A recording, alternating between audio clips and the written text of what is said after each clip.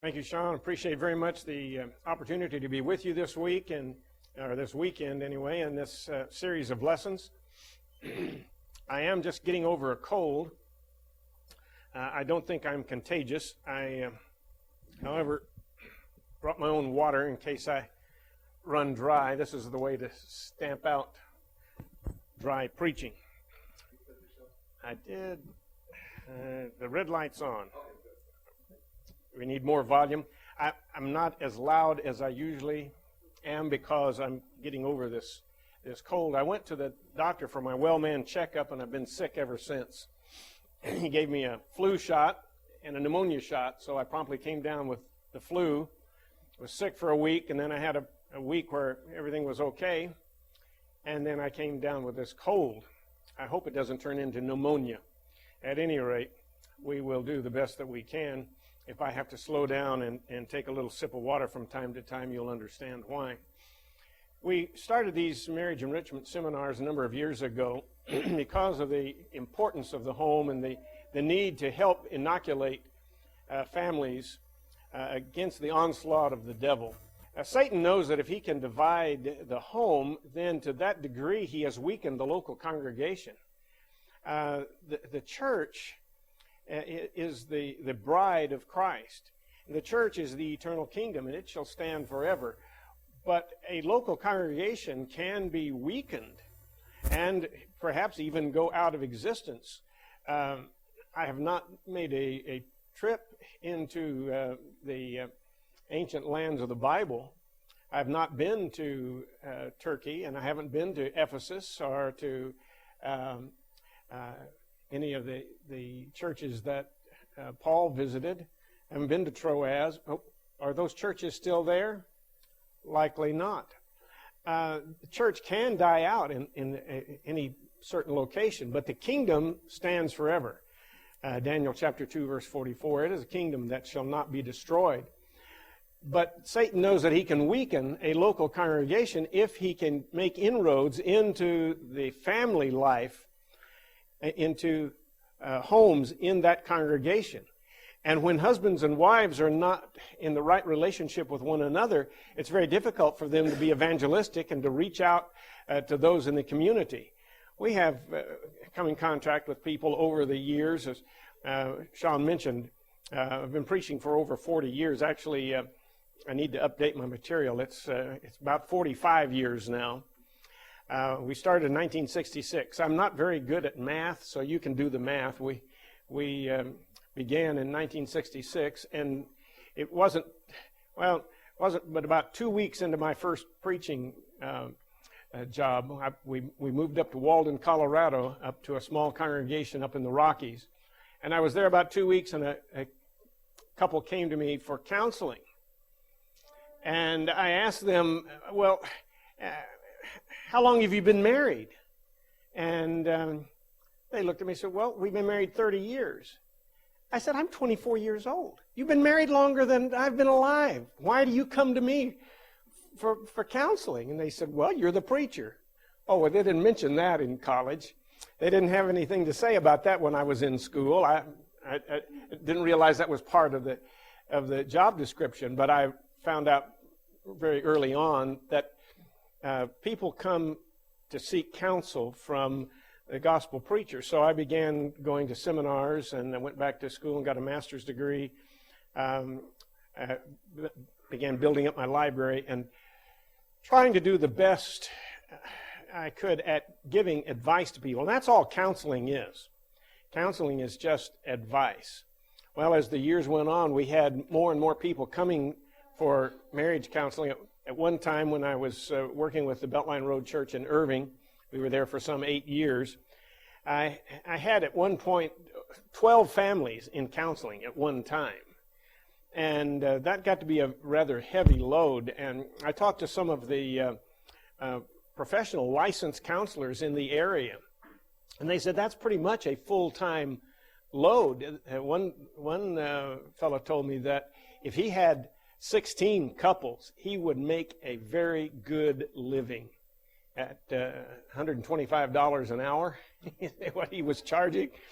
Well, in 2003, a number of people came to me and suggested that we go into this full time. So we did set up a counseling center, and we began with the Northeast Church in Fort Worth, and then in 2005, when we lost our eldership there, we moved to the Handley congregation, where we had an eldership to oversee our work. But we had a number of individuals came to us and encouraged us to start this counseling, and so we've gone into it full time. We have 7 congregations and about 20 individuals that send us a regular monthly support, just like you would a missionary somewhere, so that we make our counseling appointments without charge.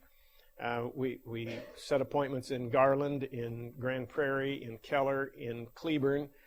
I have appointments this coming week in Itasca, which is even farther south than Cleburne. I go out to Stephenville. So we do a lot of traveling. And in doing our work, we come across a lot of different situations and problems, but there are some things that are basically the same.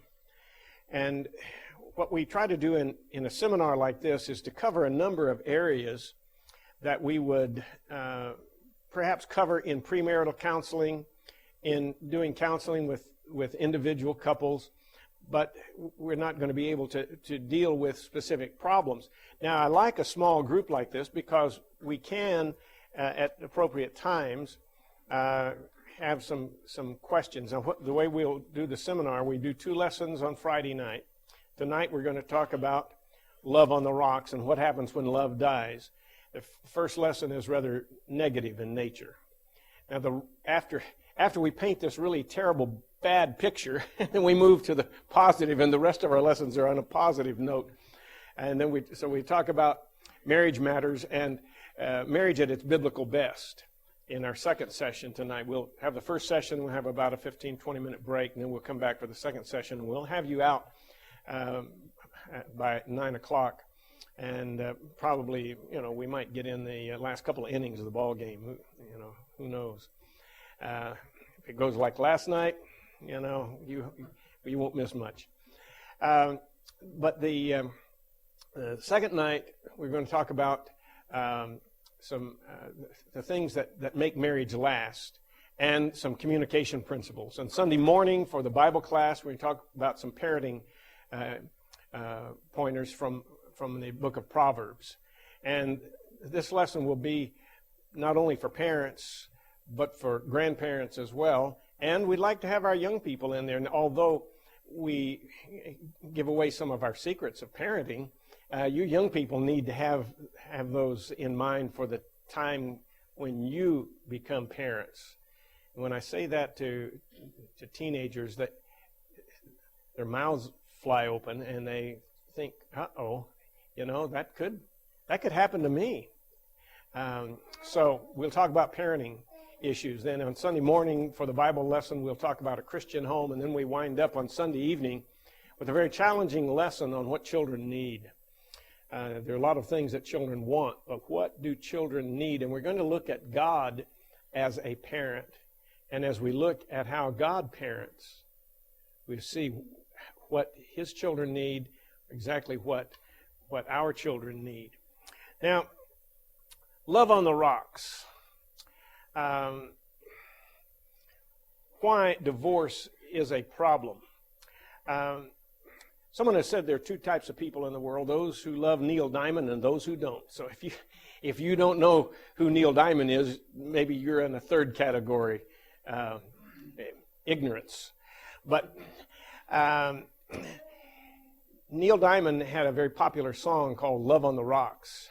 Love on the rocks ain't no surprise. Pour me a drink and I'll tell you some lies. Here's a song about a fellow who's singing the blues. When we talk about love on the rocks, we know what we're talking about. We're talking about a marriage that's in trouble. We're talking about a relationship that's in trouble. And love on the rocks describes what's happening in many relationships, that somehow love has faded and love is in the process of dying. Well, why divorce is a problem? Let me suggest to you that many of the social ills that plague our society today can be laid right at the doorstep of divorce. You have vicious crime, sexual promiscuity, abortion, child abuse, spouse abuse, homelessness, poverty among women and children. All of these as a result of broken homes, of divorce. Now, the major problem with divorce is not these social ills, although those are problems. The major problem with divorce is that God hates divorce. Malachi chapter 2, verse 16. Thus saith Jehovah, stand ye in the way and see. This is Jeremiah 6 and verse 16. You go back to the time when Babylon was about to take Judah captive. Thus saith Jehovah, stand ye in the ways and see, and ask for the old paths, and walk therein, wherein is the good way, and walk therein, and ye shall find rest for your souls. But they said, we will not walk therein. Now, this is sort of setting the stage for what Malachi says in Malachi 2, verse 16, that God hates divorce. You go back to the last days of Judah, and Jeremiah is sent to prophesy to the people, to call them to repent. And here is his plea with the people. Stand ye in the ways and see, and ask for the old paths, wherein is the good way, and walk therein, and ye shall find rest for your souls. But you know what they said? He said this, behold, you trust in lying words that cannot profit. This is chapter 7 and verse 9. Will you steal, murder, and commit adultery, and swear falsely, and burn incense unto Baal, and walk after other gods that ye have not known? This was the problem. But he calls them to repent. Stand ye in the ways and see, and ask for the old paths, and walk therein, and ye shall find rest for your souls. But they answered, we will not walk therein.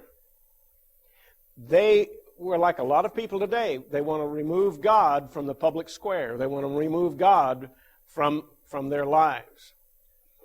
Now,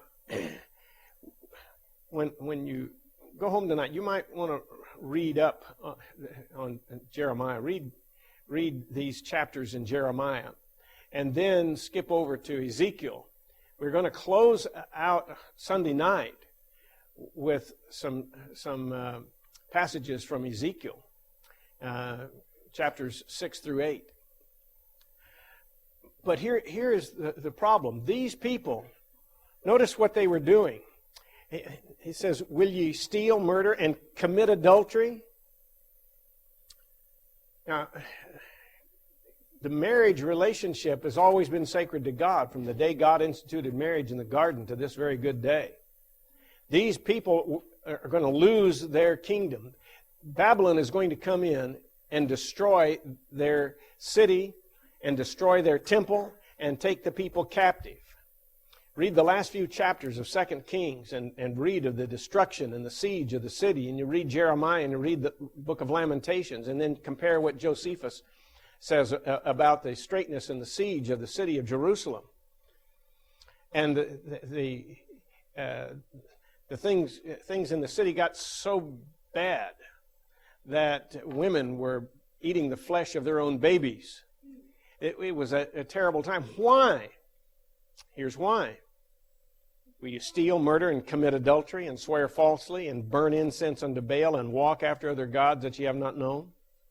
So because of the disobedience and rebellion of these people, God caused them to spend some 70 years in Babylonian exile. Jeremiah chapter 25 and verse 11. One of the purposes of the exile was to discipline the Jews so that they would walk in God's laws. Now, following the exile, we come to Malachi chapter 2, verses 11 and 12. And notice that they're back home in Palestine, those who returned. Now, all of them didn't return, of course. Many of them stayed in the land of exile, stayed in Babylon. But those who returned and began to rebuild the walls of the city and to begin to rebuild the temple, although they never returned to their former idolatry, they did fall back into sin. And one of the things that they fell back into was perverting their marriage relationships. And so notice in Malachi chapter 2, verses 11 and 12, Judah hath dealt treacherously, and an abomination is committed in Israel and in Jerusalem, for Judah hath profaned the holiness of Jehovah, which he loveth, and hath married the daughter of a foreign god. Notice verse 12, Jehovah will cut off to the man that doeth this, him that walketh, and him that answereth out of the tents of Jacob, and him that offereth an offering unto Jehovah of hosts. Now, if the Israelites would disregard God's will about marrying into pagan nations, they would not honor his laws about divorce either. And so Malachi continues, and this again you do. You cover the altar of Jehovah with tears, with weeping, and with sighing, insomuch that he regardeth not the offering any more, neither receiveth it with good will at your hand. Now, do you get the picture of what they're doing? They're disregarding God's marriage laws. God said, don't intermarry with the pagan peoples that are around about. They just disregarded that, and they went ahead and they made these unscriptural marriages. But did they stop going to church? No. They come to the temple, they come to offer their services after they finish the temple, but they're coming and they're offering their sacrifices. And notice what he says, and this again you do, you cover the altar of Jehovah with tears and with weeping. Oh, they were very dramatic. Oh, they're standing over the temple, over their sacrifice rather, and they're crying, and they're weeping, and they're so devout. You know, if they were around today, maybe they would have, a bumper sticker that had some religious symbol on it, maybe a fish or something like that. But these people they're so demonstrative, but they were insincere. They were not following God's law. Yeah, they kept coming to the worship, but their sacrifices were not being accepted by Jehovah. And so God rejected their sacrifices, and they're standing, well, why? Why, Lord? Well, notice, you say, wherefore? God says, I will no longer accept your sacrifice. Why? They want to know. And here's the answer. Because Jehovah hath been witness between thee and the wife of thy youth, against whom thou hast dealt treacherously, though she is thy companion and the wife of thy covenant. That's why. Because God has been witness. God sees. God knows what you're doing. And he knows what's going on between you and the wife of your youth, of whom you have dealt treacherously, though she is thy companion and the wife of thy covenant. And so Malachi, by divine authority, urged the Israelites to not to deal treacherously with their covenant companions. Now notice, for the Lord God of Israel says he hates divorce. Malachi 2, verse 16. Now that's the reason why their sacrifices were being rejected. Here's a principle that follows all the way through the Bible, from the Old Testament all the way through to the New Testament. Wickedness and worship do not mix. And you can't live a wicked life during the week, come to church on Sunday morning and sing praises to God, and expect him to accept that sacrifice of praise. No, it will not happen. God does not accept wickedness and worship. The worship, as far as the mechanics, may be scripturally correct. But if the heart is not right, if the life is not right, then the worship is not acceptable. And we'll talk about this more in other lessons. But what does the New Testament say about divorce? A lot of people, you bring these Old Testament passages up and they say, oh, well, that's fine, preacher, but that's all Old Testament stuff. Well, fine, but does God change his mind? What does the New Testament say about divorce? Well, let's look at the Sermon on the Mount, Matthew chapter 5, verses 31 and 32. Jesus in the Sermon on the Mount said, it was said also, whosoever shall put away his wife, let him give her a writing of divorcement.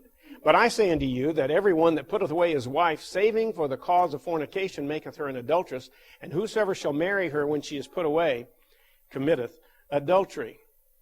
Now, in Matthew 19, beginning in verse 8, Moses, for your hardness of heart, Jesus said, suffered you, or that is, allowed you to put away your wives. But from the beginning it hath not been so. And I say unto you, whosoever shall put away his wife, except for fornication, and shall marry another, committeth adultery. And he that marrieth her when she is put away, committeth adultery. Has God changed his mind? Not at all. God still hates divorce. And God does not allow people to just divorce and remarry and divorce and remarry and go on their merry way. God lays down some very stringent rules regarding the marriage relationship, and here they are in plain English that everyone ought to be able to understand. God does not allow divorce except for sexual immorality. The word "except" allows for a person to put away their mate if their mate has been unfaithful, if they have committed sexual immorality. And so God still hates divorce. Now, we can talk about the effect of divorce on society. We've introduced some of these already. The main reason that divorce is bad is because God hates divorce. But just looking at divorce from a society standpoint, from a practical standpoint, the effects of divorce on society have been well documented. Now, I didn't put that book in. I usually carry it with me when I go on a seminar, but book by Glenn T. Stanton, Why Marriage Matters, Reasons to Believe in Marriage in Postmodern Societies, published in 1997. So that's a few years ago. But what Mr. Stanton did was take research over a 50-year period that had been compiled on the marriage and the home. And he just in his book capsuled the research that had been done and put it in some very easy to read bullet points, as it were. I've tried to glean some of the things from his book and put in this seminar. One of the things that he talks about is alcoholism. When it comes to divorce, those who are divorced are going to be much more likely to fall into alcoholism. Those divorced only once have almost twice the rate of alcoholism as those who have never been divorced. And folks divorced more than once are almost 3 times as likely to have drinking problems. So alcoholism can be directly related to the divorce problem. Suicide. Stanton says in his book that the suicide rate is almost 3 times higher among the divorced than among lifelong spouses. I don't know if you've done much study on suicide. Over the past 10 or 15 years, I've been asked to speak on the subject 2 or 3 times. I've had to go back and do some research. And it's not a very savory subject. But suicide rate among teenagers is at an alarming rate. Now, I don't want to get off on chasing rabbits and tangents, but if you look at what's going on in our schools and what our young people have been taught over the past 75 to 80 years, we can go all the way back to 1925 and the Scopes trial, but we don't have time for that. But since evolution has been taught in our schools as a fact, and so many have bought into evolution, which in my estimation is one of the biggest hoaxes ever perpetrated upon the human race. But if man is simply the product of blind chance, if there is no God, and of course that's evolution is the explanation that atheists have come up with. They have to have some answer for how we got to be here. Since they reject God and creation, they hatched up this ridiculous concept of evolution. But if there is no God, then there is no accountability. If there's no accountability, then man is nothing but an animal. And he's nothing more than the animals that we see around us. And when there is no aim, goal, purpose, and direction in life, many of our young people see nothing but despair. And as things turn badly in society, many of our young people see suicide as an easy way out, so they don't have to face the pressures that life is going to bring to them. And so the suicide rate among teenagers especially is an alarmingly high rate. But the suicide rate is almost 3 times higher among divorced than among lifelong spouses. The National Institute of Mental Health advises that the divorced are about 4 times as likely to have problems with depression as are the never divorced. And studies have shown that the prevalence of suffering from any psychiatric disorder over a lifetime was significantly lower for those in stable marriages. Now, this is all from Stanton's book. And so the suicide rate is exacerbated by divorce. School dropouts. Statistics show that children of divorced parents are much more likely to drop out of school than children from one-time married couples. Employment. Children from broken homes are much more likely to have a difficult time obtaining and maintaining steady employment. Out-of-wedlock pregnancies. The children of divorced parents are more likely to become teen parents producing out-of-wedlock babies than the children of lifelong married parents. And we've seen this time and time again, even in the Lord's church. We have people who, well, let me put it this way. I've had in counseling women who are single moms with 2 or 3, sometimes even 4 children, out of wedlock children, who become converted. They leave their promiscuous lifestyle. They go back to school, they get their degrees, they find employment, they're raising their children as single parents. And here they are, they're anywhere from 35 to 45, 50 years old. They've got 3 or 4 children, they've never been married. And what are their chances of finding a mate that's going to marry them and help them rear those children? But they're having to reap the consequences of their former sin. Now, they're forgiven of that sin. They're living a Christian life, and they're doing the best they can in rearing those children in the church. But I tell you, it's heartbreaking to listen to the stories and the hardships that have come upon these people. Now, I've had some situations where a marriage was contracted. A woman who had 2 out-of-wedlock children,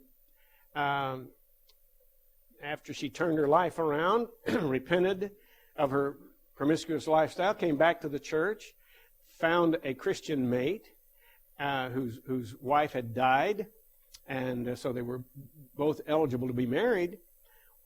But the difficulties then of raising those children, and as it turned out, this woman has now, those 2 girls that she raised both have out-of-wedlock pregnancies. They following their mother's example, even though the mother taught against it. So the statistics are there. The studies have been done. These things are not made up, and I have seen what Mr. Stanton is talking about firsthand in the counseling that I've been called upon to do, and trying to help those families teach their children and get their children to live a Christian life is very, very difficult. Health problems. The offspring of divorced parents are 20 to 30% more likely to have health problems, are to be injury prone than youngsters whose original parents are still together. Again, all of this from Stanton's research. And then emotional problems. The children of divorced parents are 3 times more likely to have emotional or behavioral problems than they will have if their biological parents stay together. So the research that has been done is very telling in regard to divorce and the problems that divorce creates. A number of years ago, I was asked to bring 2 lessons in a congregation in the Metroplex during their summer series. One Wednesday night, I was to teach on marriage, but the second Wednesday night, I was to teach on divorce. And so, Easy Divorce, I think, was the title of the lesson. And I pointed out in that lesson, there is nothing easy about divorce. Divorce creates more problems than it purports to solve. Now, I understand there's sometimes when divorce is unavoidable. I have a man in counseling now. He's in his late 30s. He has 3 little girls. His wife is having an affair with someone, but she is the one who is bent on divorcing him, and she basically left the church. She's attending somewhere in an unfaithful congregation. She attends once a week to kind of keep up the appearance, but it's a sad circumstance. And when you have to work with people who are going through a divorce, and this man has nothing to say about it, the divorce will take place. So I understand that, that's not his choice. He's done everything he can to keep the marriage intact. But divorce creates more problems than it solves, and is not going to solve a problem for this woman who's divorcing her husband for unscriptural reasons and is having an affair. He certainly has a right to put her away because of her immorality, but he's trying to get her to repent and wants to maintain the marriage. But these are some things that we see from the statistical data. Now, what is going on in the world? 56% of the households in the U.S. are traditional two parents with children families. 56%. That's good news. There's a lot of bad news out there about marriage, but this is good. At least we're still in majority. Now, how long is that going to last? Another 10 years, this may be 46%. The days of Leave It to Beaver and Father Knows Best are far behind us. One of the things we learn from the statistics that are out there is that there are more singles living together. It was back in the 60s. Some of you, I can tell, will remember the 60s, but most of you know you won't remember the 60s. But that's when all of this sexual revolution began. And I have newspaper clippings from back in that period of time. New social trend, cohabitation, trial marriage. My files are full of that kind of thing. And that's when a lot of this got started.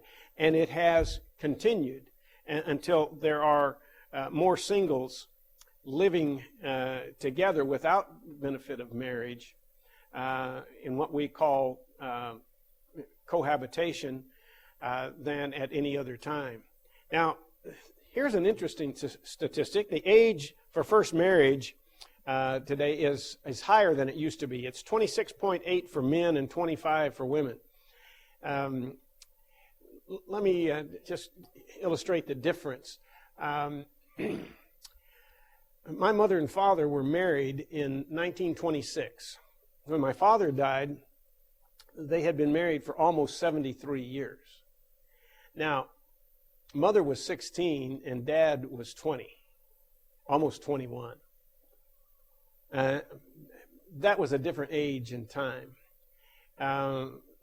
they were reared in a rural environment. Mother was reared out on the farm. My grandfather was a cotton farmer, and his philosophy was he wanted to have enough children that all he had to do was sit at the end of the cotton rows and sharpen the hose. And that's what he said, sharpened hose, and gave them 13 kids. And my mother learned to chop cotton at a very early age. She was the third out of 13. But pretty soon she moved from the field into the house, and she was taking care of her younger siblings. By the time she was 16, she knew how to run a household. She could cook, she could sew, she could keep house, and chop cotton. So it was a little different age. I remember then when my older brother got married, he's 14 years older than I am. When he got married, I remember his wife calling my mother to ask for her recipe for pinto beans. She didn't know how to cook beans. The times they have changed. There is no recipe, by the way, for cooking pinto beans. You either know how to do it or you don't. Read the back of the package. But a 16-year-old today is very ill-equipped to start a family in a home. Not so back in 1926.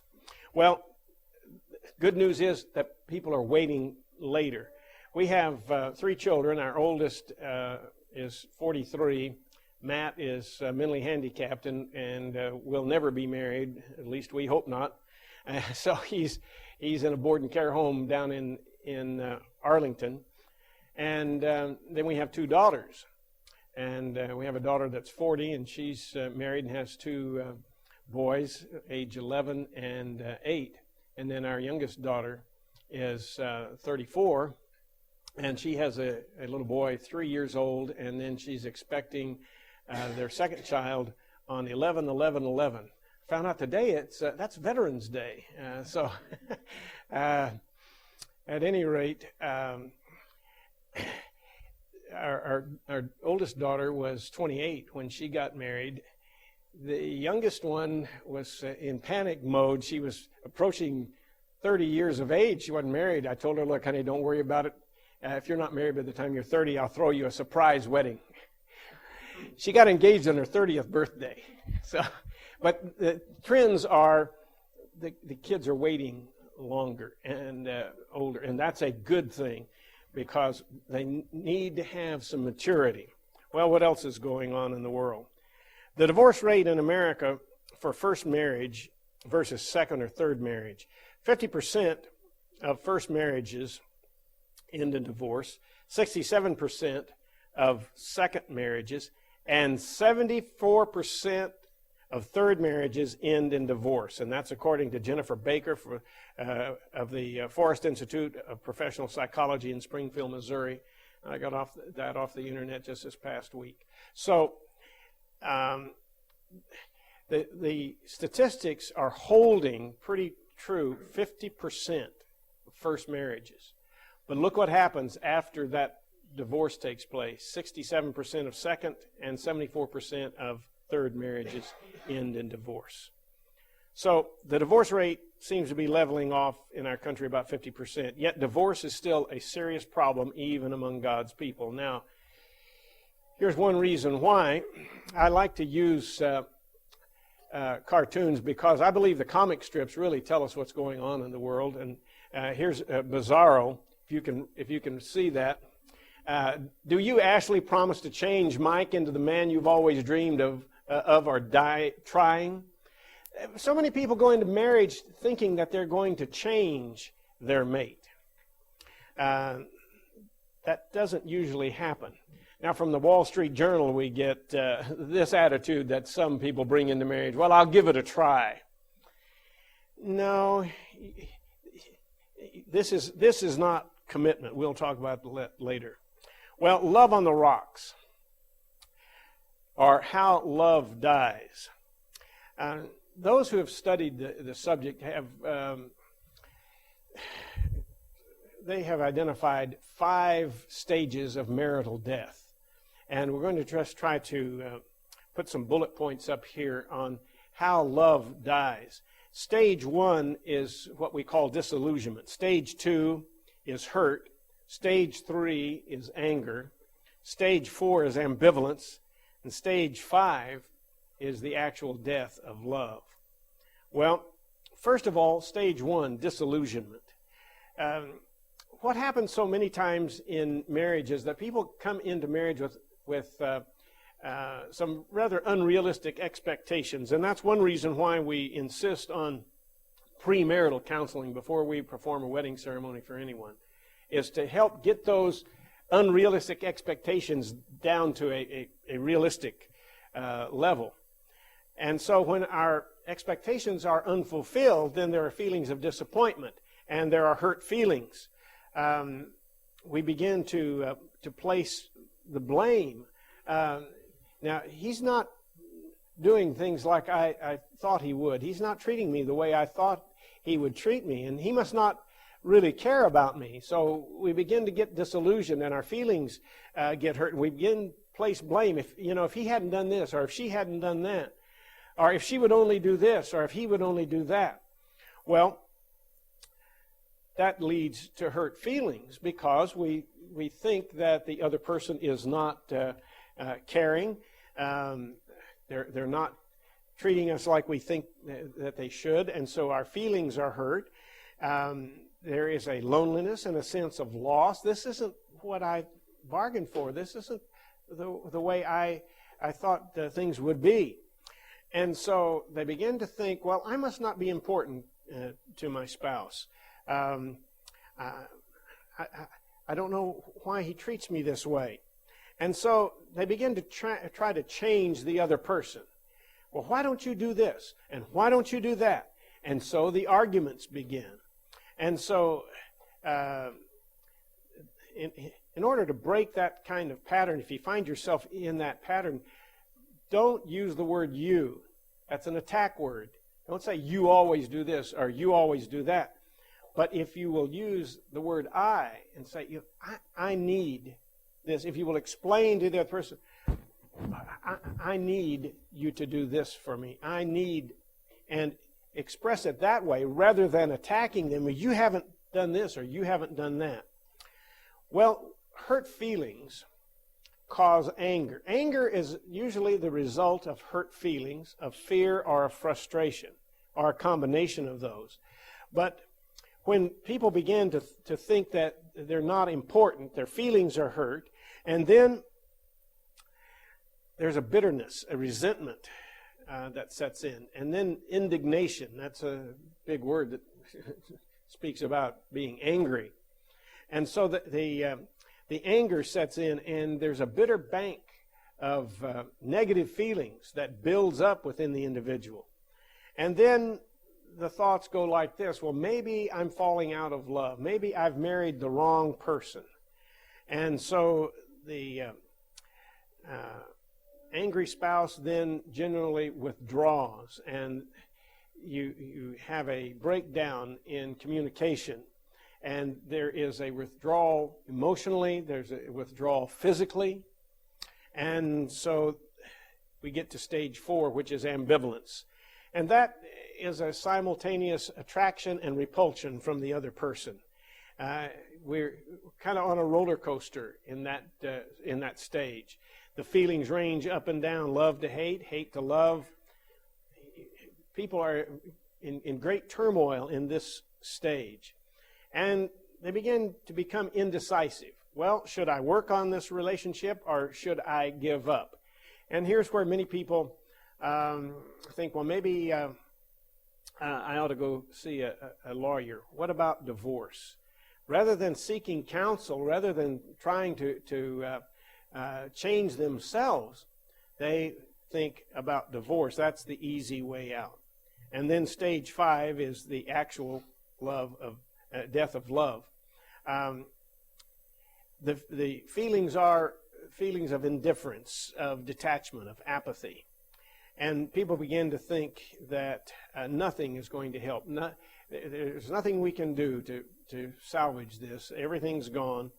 And so they separate and then eventually divorce. And this is the end of the relationship as far as them being together. Now, usually what happens, of course, there are 2 or 3 children involved, and the court makes a lot of decisions that they didn't think about. A lot of unintended consequences, as we've already noted from the study that Mr. Stanton has done. But when divorce takes place, it's not the end. It's really the beginning of a lot of problems. So here are the 5 stages of marital death and what happens when love dies. Now, let me challenge you to examine your marriage, and if your marriage is any one of these stages, take steps now to improve your marriage. A number of years ago, Emily and I were out in California. We were doing a weekend seminar, and on Friday night I gave this lesson, and I told the people that we were staying in a certain hotel and that we would be at their disposal if they needed to come in and talk to us. And before the second session was over, I got a note from someone in the audience with their phone number and wanted me to call them, which I did afterwards, and they wanted to come in for counseling. And they told us that they recognized that they were already in stage 4 on this chart and that they needed to do something. And she and her husband came to our hotel room, and Emily and I spent about 2 hours with them. And I got an email from her several weeks later from the woman in this situation, and told me that that was a turning point in their relationship, and that they then backed away from marital death, and they got their marriage turned around. I want to end this session with, let me see what I've got left here. Yeah, this is an article entitled, "I Don't Love Her Anymore." And it's written by, this is written by Charles Billingsley, who preaches for the Las Vegas Trail Church over in Fort Worth. He says, a man who was a little over 40 years of age, suffering from the classic midlife crisis, sat down to talk to a preacher about his problems. He explained how his marriage of 20 years was no longer satisfying or fulfilling. Finally, he reached the crux of the situation, the bottom line. "I just do not love her anymore," he said. "What can I do?"